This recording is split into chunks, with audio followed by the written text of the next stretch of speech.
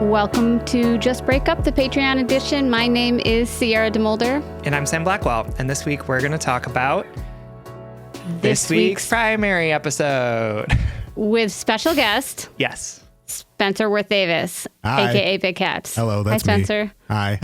How are you? Looking particularly charming today with your backwards hat. Oh, thank you. Which Thank now you. everyone can see because we offer this level or video at the $5 level now. That's right. Mm-hmm. Yes.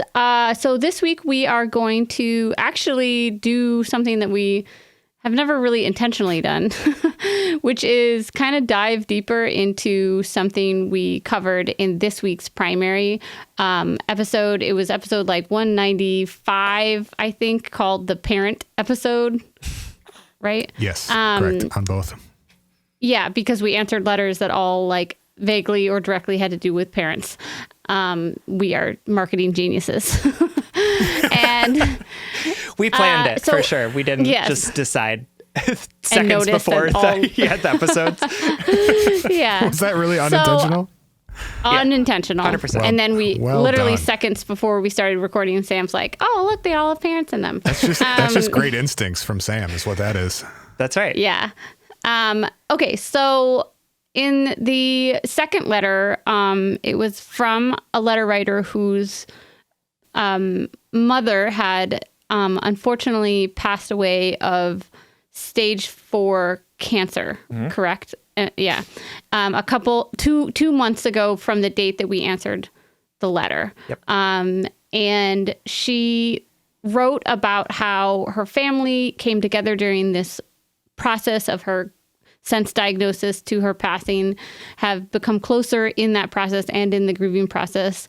And it was a very articulate, thoughtful letter, but the summary of the question was about her father, who it obviously hit the hardest. And the letter writer shared that he had been like casually, or I don't even know if it was casual, but dating somebody new a month after her mother passed away. It was a friend. It was a sister of her mother's friend. And the letter writer was kind of like, I don't really want to hear about this. I'm not really sure if this is the healthiest way to grieve. You're doing these things with this woman that like you didn't do with my mother. And just sort of like ask the questions of like, how do I navigate this grief? How do I protect my own boundaries while like supporting my dad? I like obviously want him to be happy, but like, is this the right thing? And is it weird that I'm not happy for him? And another thing that actually I loved that the letter writer mentioned that I forgot to bring up during the actual show is she mentioned that her father and her mother had actually talked about like potential people for him to date in the future. Like her mother had like wished him to be with other people, right? That's the best way you can describe it all. Is there anything I missed? I think didn't she say they made like an actual list of names and and this person who he's been dating was one of them? Yep. Oh, really? Yep. I don't remember the specific, it being her being on the list, but She was. maybe yeah, I just that was in that letter. Okay, yeah. Yep. Yeah. And I actually regret not bringing that up because I just think that's like an important fact to share. And our lovely manager, producer, editor, Spencer, texted us afterwards just to like continue the conversation, which is something we do sometimes where we just talk about the show or what was said. And Spencer had some great thoughts that he shared with us that I thought we could bring to the broader JBU Patreon audience. Spencer, do you want to just start or do you want me to ask you, interview you? Well, I thought the conversation about dating other people and like getting as specific as like, here's who I think you would be good for like, you. yeah, you would get along with or whatever, like setting your husband up with people to me spoke to like some pretty in-depth conversations that that her parents had been having. And like, that we definitely can't know the depths of, and like the letter writer sounds like she doesn't, and like maybe could if her dad was willing to talk to her about it. But like when I think it was like 3 years from diagnosis to when she passed, right? Right. Something like that. That's a lot of time where you're probably spending most or all of that time together to talk about a whole lot of things in a whole lot of detail. And especially if she was diagnosed at stage 4, that's a survival rate of like 5%, that diagnosis. So you knew for 3 years that you had a 5% chance of living beyond the next 5 years. So like, Yeah. I can only imagine the types of conversations that partners would have under those circumstances, you know? Right. And it's a different situation than like an unexpected or sudden death where you're kind of grieving together, right? It's not like the grieving process necessarily started 2 months ago when she died. You're sort of grieving throughout that whole process of, you know, those 3 years Yeah. from diagnosis to actually dying. So just as a starting point, like I think there's probably a lot of information that we and the letter writer just don't have about their relationship. Yeah. Yeah. And I think one of the things that you brought up that I connected with most was just like the labor of caring for somebody who's terminally ill, the emotional, physical, like drainage of energy that requires of us, and grief, how exhausting and physical grief is. And if this unfolded as we are assuming that it unfolded, that person, the father, like might just need a break, like might just need this like joyful distraction, like the way that so often folks of loved ones who have been suffering for so long feel a level of relief when somebody finally is no longer in pain. And that's like such a complicated emotion, but a real and like very common sensation. You know, again, we're not in this relationship, we're not in this family, but him dating this person might like feel good. I think I said something like that. Like he might just want to feel good after years of that. Yeah.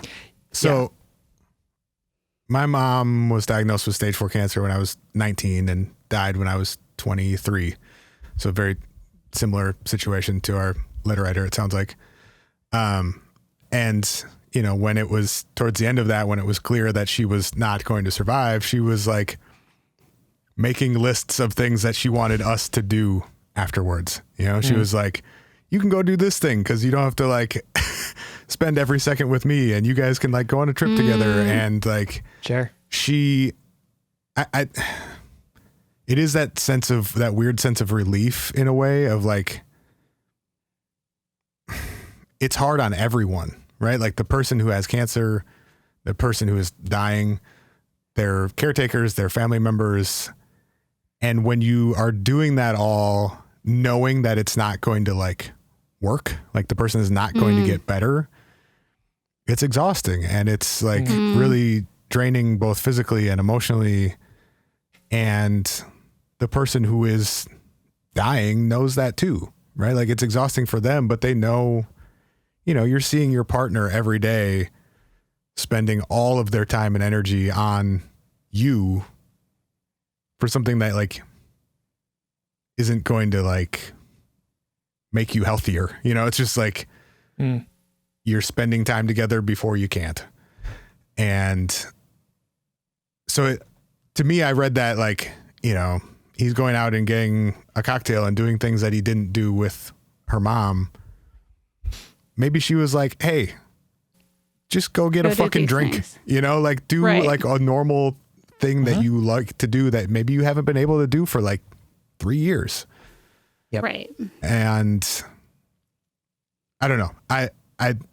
The timing was not, having like lived through that, the timing was not like shocking to me Sure. in terms of like, you know, a month later dating someone else. And like, who knows what dating means either, you know? Right. And also like And- you want him to be happy, right?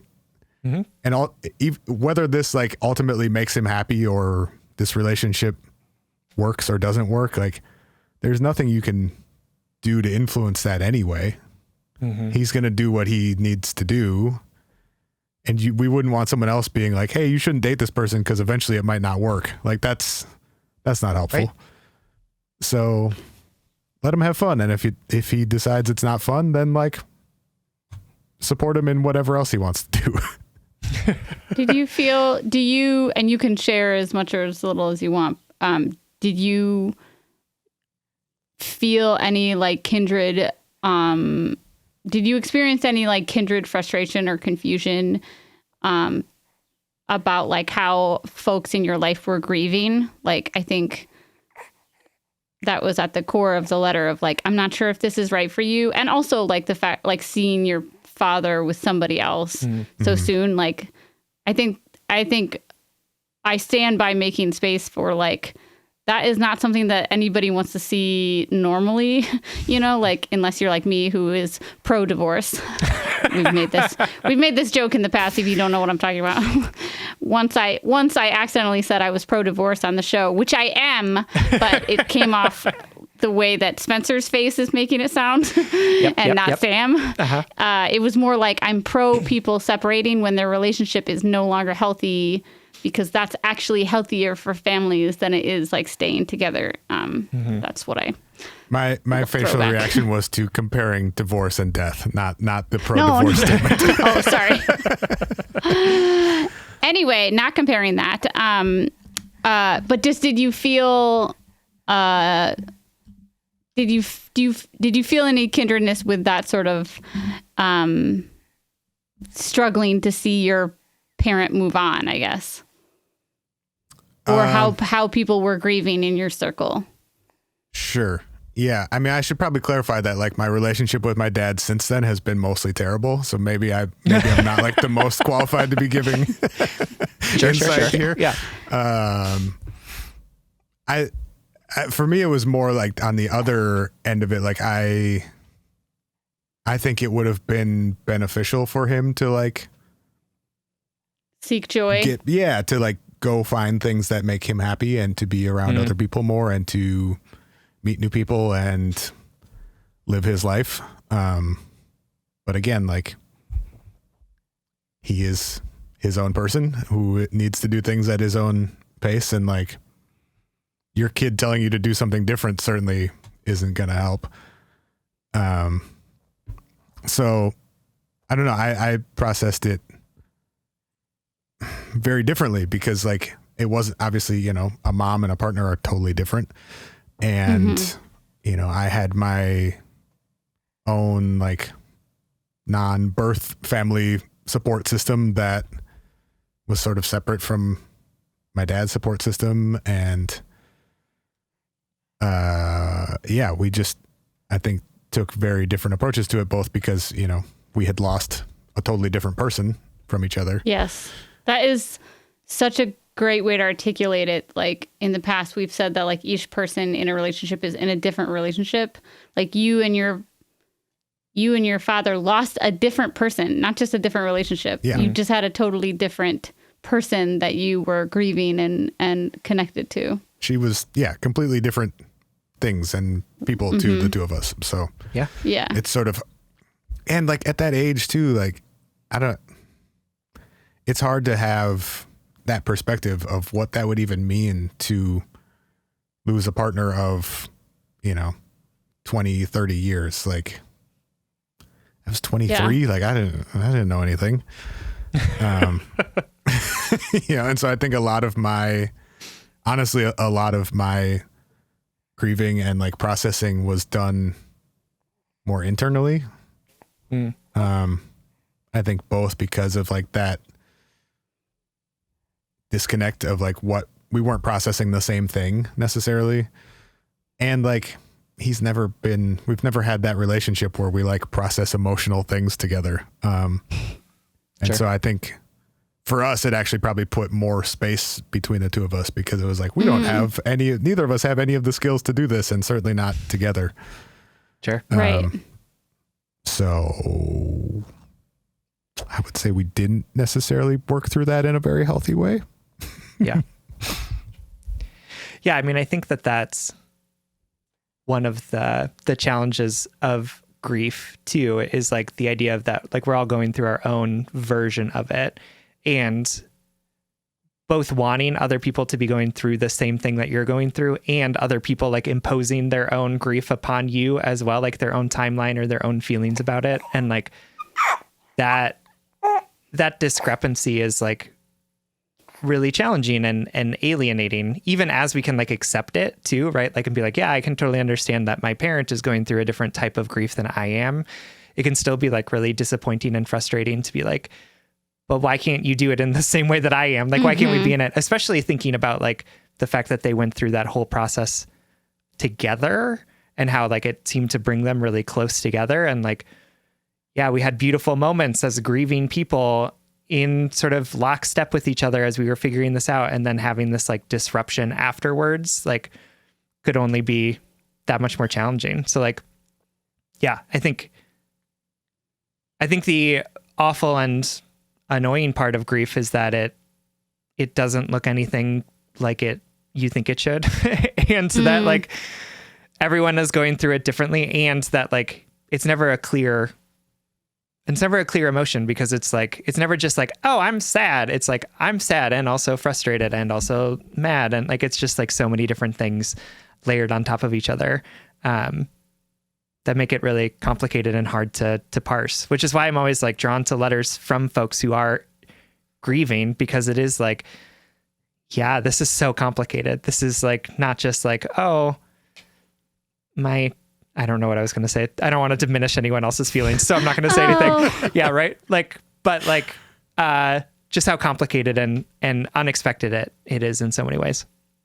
And I think you're right to like, I don't know, bring it to the present moment. Like, I agree intellectually with everything that's been said here. Like, the father deserves to seek joy, right? That is actually maybe even a better bridge to other humans, you know, than like, I don't know, not finding connection, even if the connection is like short-lived.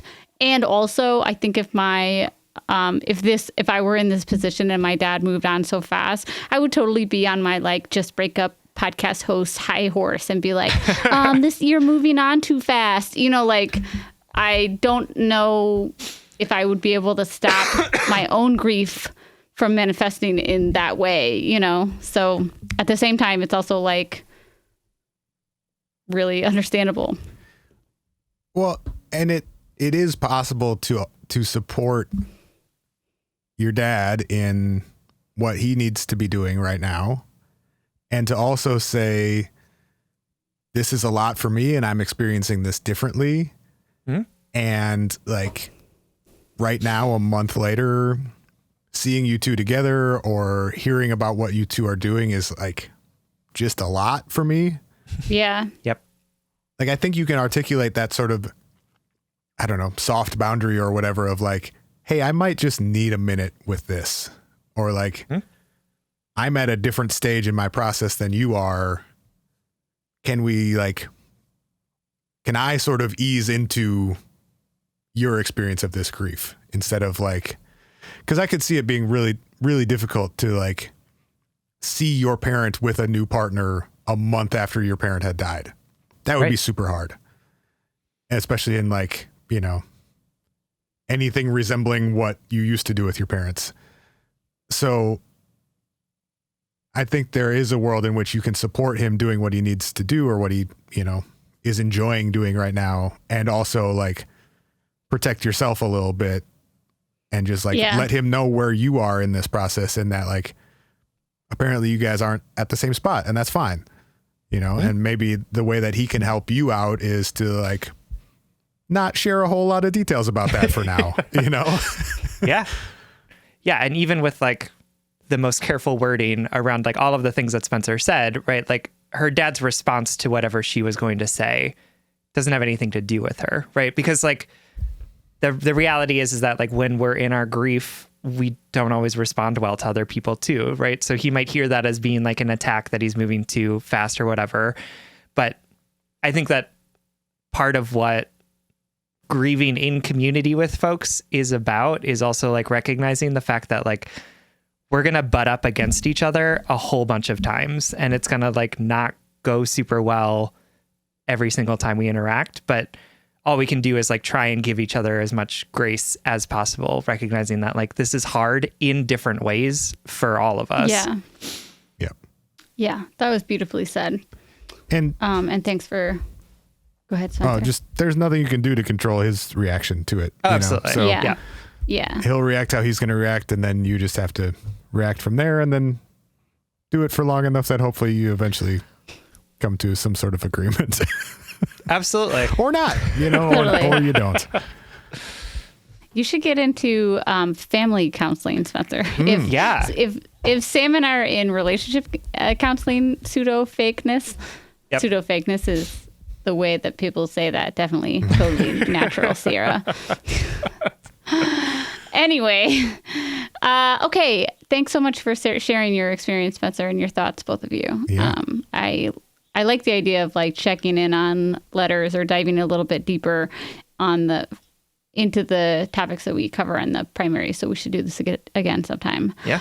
We do have a letter that we're going to answer. Samuel, would you like to read that letter? Let's do it. Can I hang out and answer the letter? I never get to answer letters. Yeah. Okay, Absolutely. Great. You can. Yep. Definitely. All right. This letter comes from All By Myself by BI, whose pronouns are she, her, and who is writing from Confusion Town. Hi, Sam and Sierra. I have been listening to JBU for about a year, and I love it. I've been wanting to submit a question for a while, so here it goes. I'm a 28-year-old cisgender woman currently in a never-ending grad program to be a psychologist. I grew up in the Deep South in a very religious community, and because of good old purity culture, I got delayed on some things. First off, I didn't do anything beyond making out until I was 24. I also didn't come out to myself until 27 and have only been dating women too for a little over a year. It feels like I'm now experiencing this delayed teenagehood at an age when a lot of folks around me are in serious relationships or getting married. In this period of time, I also was in and out of 2 relationships, one of which I was usually ignored, and the other of which involved a lot of jealousy and possessiveness. He often accused me of cheating with no evidence and would interrogate me for hours over phone conversations with my friends, not believing me that they were platonic. I also got herpes from this partner, so now I have to disclose to everybody before we get physical, which makes my dating life interesting. Anyway, I'll get to my actual question. 8 months ago, I met a guy who we'll call Pete. Pete is the nicest in the world, and I'm not being hyperbolic. He cooks for me. He always texts me back. He plans things. He picks me up from the airport.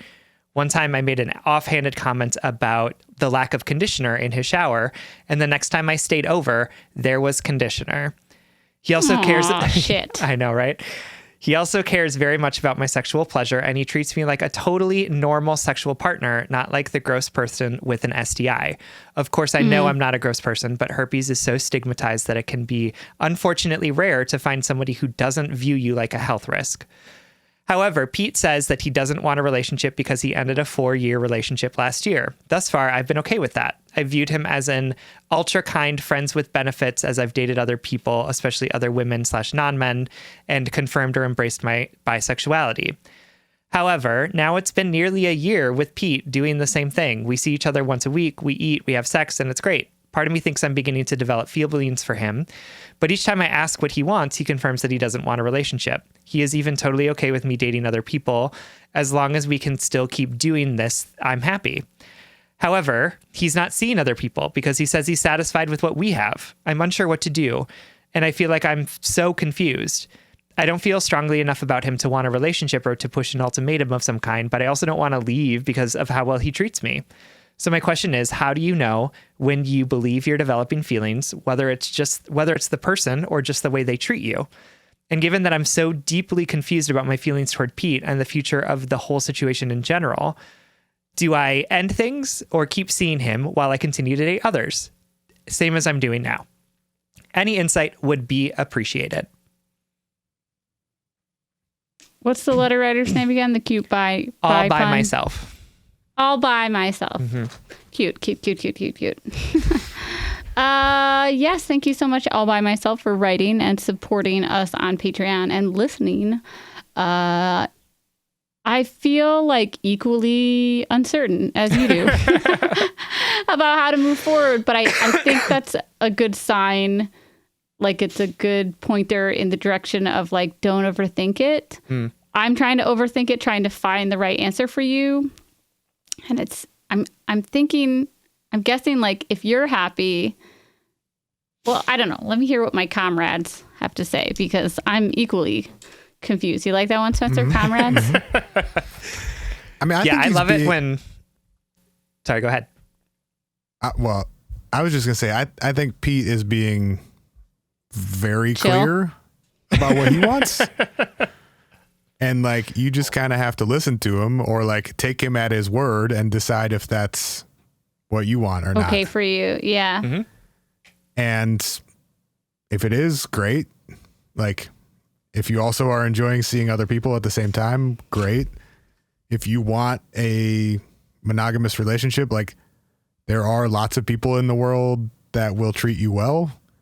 And honestly, probably more of them are women than men. So like, maybe see what that's all about for a while. He's not wrong. He's not wrong.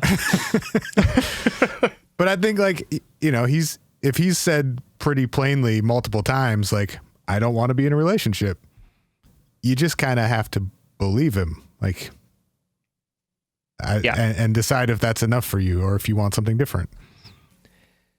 Yeah, absolutely. And I always love it when people write us letters and they're like, do I have feelings for this person? And I'm like, I don't know. I am not you. I'm going to go ahead and say, if you're writing into a relationship podcast about this person, you probably do. You probably don't That's feel fair. nothing for this person if you're taking time out of your day to write strangers about them. For sure. Well, and I also think like, Go ahead, Sam. does having feelings for this person necessitate a change then? You know what I mean? Like, can you just have feelings for this person and also continue to date them in the way that you're dating them now?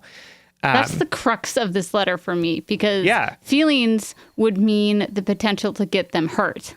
Sure. So that's why people write into at this moment of time, in this moment of confusion, to be like, oh shit, if he doesn't want a relationship with me still in 3 months, 6 months, whatever, am I going to get my feelings hurt? It starts to feel unsafe. It sounds like she already is getting her feelings hurt, though. I don't know. I didn't necessarily, I heard more like overthinking than like ouchie. Yeah, I Maybe heard like, Okay, this is going too well, and I feel like I'm waiting for the other shoe to drop. Like, I either need to develop feelings Yes. for this man that'll get in the way, or he wants something that he's not telling me that he wants, or I secretly want a relationship and I just don't know how to say it. Like, it does feel to me like a Yeah. lot of like, how can this be going okay, given that it doesn't fit into the parameters of like what relationships are supposed to look like? I guess I meant less like ouchy feelings and more like mild irritation feelings. Like on the spectrum of getting your feelings hurt, you're on the chart somewhere. It's just like maybe more down here. Yeah, feelings are involved for sure. There are feelings happening. Yeah. Yeah. That conditioner thing really got you. Yeah, the conditioner. Which also like Yep. Pete Bare minimum. sounds lovely, but that's a very low bar. Like that's cute what I and thought like that's too, nice. honestly. That's a nice Both thing of to you do. can chuckle all you want, but as somebody who has historically dated more men, that is a very nice thing. Somebody who has long hair, it makes a huge difference. Mm-hmm. And also, we coddle men so that the lowest possible nice thing is like life changing. Yes. Yeah, I'm not saying it's not absolutely. a nice thing to do. It definitely is. It also It's should thoughtful. not like, yeah, of course. The expectation that your partner let's argue about that your conditioner. partner does thoughtful things for you to make your life easier should not be Not your like, partner. well, in some okay. Not monogamous partner, but like they have some sort of relationship. Yes. Yeah, it's kind of Yes. like, that's a nice thing that a friend would do for sure. You know, Yeah, right. Like would- if I had a being friend like, I'm staying showering over and here they, all the time. Yeah, and they needed Can you something give me some like, conditioner? and it cost Yeah. me $4 to fix it, I would just do that. yeah, right. So maybe not, let's not like hype that up too much. Like, Listen. good job, Pete, but like, you don't owe him a relationship because he bought you some conditioner. I used to keep contact solution in my apartment for people that I would bring home. So like, As somebody who wears contacts and who has long hair who needs conditioner, both of those things are beyond thoughtful for me. You just like touched on the two things that make it hard to be me. I'm sorry, y'all. It's fine. It's a baby. Just keep talking. That's what babies do. It is a baby. How did It's you know? exactly what babies do. Okay. I don't know where we were going. We got derailed by conditioner. yes, Pete seems nice. If you like dating him casually, keep doing it. exactly. wanna- I right? think that's what I mean. If you want Yeah. like a more traditional monogamous relationship, it doesn't sound like he's your guy. Well, and I think like people write into the podcast at this moment in time in their lives because it can be really confusing to be like, am I unhappy here? Or was I programmed to think I need more? Or am I trying to protect myself? Like, do I need to protect myself? Do I need to, is this going to bite me in the ass, down the line? And the hard thing is but we like don't, most we things don't, do. So will lots of We don't monogamous know. relationships. Yeah. Yeah, right. That ain't that the truth. I think as long as you're like, I guess maybe this is my big takeaway that I wish I did when I was younger. Like, believe what people are saying, number one, and continue the conversation. Yeah. Be like, hey, I know we already talked about this, but I'm just making sure we're still on the same page. And be as transparent as you want your partner to be. I think that, I don't think we have the check-in, like, what are we doing conversation enough. I know it feels repetitive to some people, but I know, what are we doing, Temple says. What are we doing? Anyway, maybe somebody wants to take over so I can mute my microphone. I think there's an opportunity here to spend some time figuring out what you want or digging deeper into what you want a relationship to look like as well. It sounds like you're relatively new to dating and relationships and, still like relatively new in your sexuality. And like, maybe part of it is the challenge of like, is this what I want?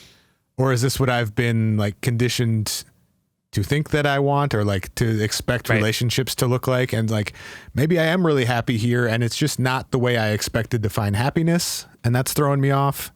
Mm-hmm. But I think, like Sierra said, continuing the conversation of what are we and what do we want from each other and what are we doing here? But also on your own, like, Sierra's just taking off all Stripping her clothes down. with her microphone muted.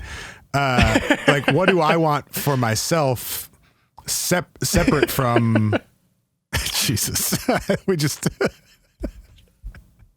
sorry, Sierra, you're doing just fine. Sam's just giggling constantly and I couldn't It's do just, it. I just am watching what's happening.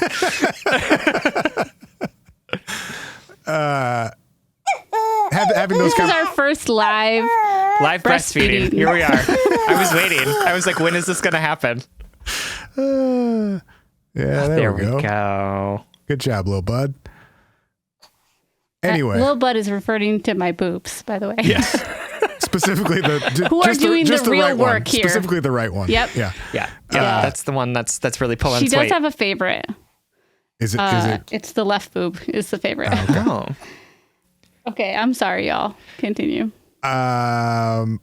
Just that, like, yes, have these conversations with Pete about what you both want and if this is meeting that, and also spend some time with yourself, figuring out what you want from a relationship separate from any, one individual person too. Like, what do you want? What's going to make you happy? What things do you want to experience and share with somebody? Yeah. And it's okay to not know what you want in this moment either, right? Like, and it doesn't mean For you're sure. doing anything wrong. You can say like, oh, well, this is working really well for now. And I don't know if this is what I want long term, but it's still working. And Yeah. because that's like the joy of being a human, is that like we get to figure out what we want as we go along, and those things can change. But But brass tacks, like right now seems like this is working. So like, I don't know what you need to change about it. Like you seem to be both on the same page about what this relationship is and isn't. It seems to be meeting needs that you both have. Like, I think just go with it until it doesn't work anymore, and then do something different. And I'm going to add one more thing to this pile of like vague, like, yeah, keep going advice, which is like, it's also okay if you want to end it. It's okay if it's like perfectly good and perfectly fun and perfectly nice, and you love that conditioner and you love that contact solution and you love that D and you love the regularity of it, but like, this isn't what you want. It's not going anywhere. So you want to try something else. Like, it's okay to like end. It's okay to end a good thing if you don't want to do it anymore. Yep. And maybe watch the few Broad City episodes where Alana and Lincoln have their Oh my God. their annual check-ins. It's in the last season, right? It's like the It's second towards the episode end, in the last. Yeah. Hi. The like 6-month or annual dinner check-in, what are we conversation, and what are we doing for the next 6 months is. Well, that's what I'm glad you brought that up, because just like especially in a situation like this where like things can get sticky or things can be presumed like, oh, we've been sleeping together for a year. Does that mean we're automatically in a relationship? Just like continuing to have that conversation, even though you've already had it, even though he's already said it, like and say that explicitly. Say, I know we've already talked about this. I just think that it would make me feel more secure if we just had like a check-in every couple of months to make sure we're still on the same page. Yeah. Well, because I don't mean to like make you repeat yourself, but I want you. This is a nebulous thing. Yeah, it's a forever practice. It's not like oh cool, we had the one conversation and now we're done, right? Like it's like we're constantly existing, and so things, circumstances, opinions, feelings are going to change as time goes on. So the checking in is meant to be a process, not like a great, we checked that off, we've defined the relationship and now we're done. It's like, no, we can continue to define it as we experiencing it together. Yes. I like that. All right, my darling. We hope that this helps. Thank you so much for writing. Sorry, my baby interrupted your answer. Congratulations on being the letter we were answering when we had our first on-air breastfeeding. I wish like gold could like you are the winner, baby. Could like fall. Yeah. You're a winner, baby. It's like the possum that you saw in your yard. Gonna make this a great comparison. I'm so excited. Land this one. Keep going. The sad, frightened, scared possum that just kept pacing back and forth under my fence. That sounds good. Sounds not rabid. Yeah. If it was like actually moving. Sam sent me a picture of a possum that showed up on his front yard in the middle of the daylight. And I was like, I made a joke like, congrats. Like, this means you're going to have a great year. Like, it's like a sign of good tidings. You, my dear letter writer, being the first live on episode breastfeeding, many good fortunes to you, my friend. It's a good omen. It means you're going to have six more months of spring or something like that. Yeah, I like it. When Lil Bud shows up on screen, it's a good omen. Mm-hmm. Yeah, I was gonna pop her up and see if we could do a face and. It was a callback, Sierra. Lil Bud's your right boob. Lil Buds. Keep up. Yeah, tie-dye baby. Yay, podcast baby. Yeah, so cute. Looking drunk. So drunk. Now we're good. What's if my right boob is Lil Bud, my left boob is old, like good old. Did you say Standby Faithful? Old Faithful and Lil Bud? Yes. I like it. We actually, one more boob joke before we end this episode. I was telling somebody what it is like to have a breastfeeding newborn or 2-month-old now, and it was like, I feel like I'm constantly on tap, like literally. And then we made jokes that like this one's like an IPA and this one's like a lager or like a summer shandy, kombucha. You know? You got the kombucha like, boobs. Yeah. Hi, cutie pie. Okay, anyway, that's enough of that. Y'all, thank you so much for supporting us on Patreon, for listening, for subscribing. If you have not yet, make sure to check out our new Patreon tiers, our new offerings. And you can always change your subscription. You can always upgrade it or pause it or whatever. But what we want you to look into most right now is checking out what it would mean to become an annual subscriber.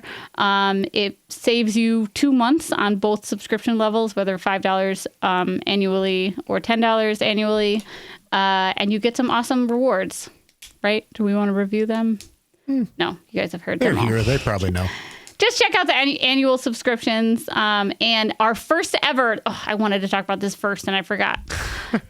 Our first ever our first ever Patreon Live that we're offering to our $10 a month patrons is happening on Wednesday, June 22nd. Yes, Double checking that's that correct. it is Yeah, not. make Thank sure you. that's in my calendar. It is. It's at 6 p.m. Central, 7 p.m. Eastern. We're going to be hanging out here live, and we're going to be able to like take your.